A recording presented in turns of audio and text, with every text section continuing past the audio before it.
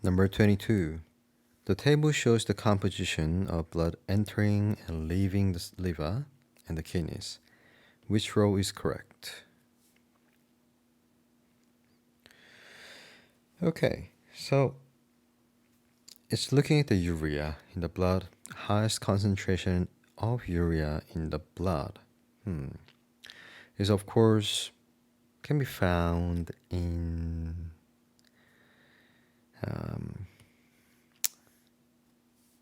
the blood entering the kidneys. Okay, so the urea, first of all, is made in the liver.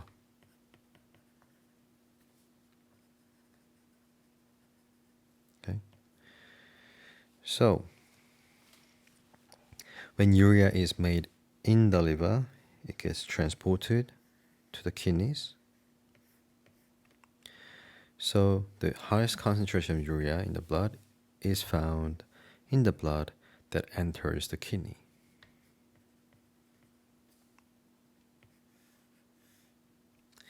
And lowest concentration of urea in the blood, of course, is not the blood that's leaving the liver, because we just said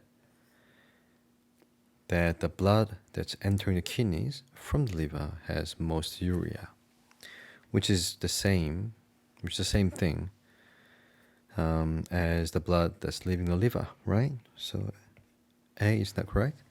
Must be B then. Entering the liver? Yes. The blood that enters the liver does not contain urea at the moment. As the blood enters the liver, the things that are inside the blood, especially amino acids, they get broken down and they go through the process called deamination.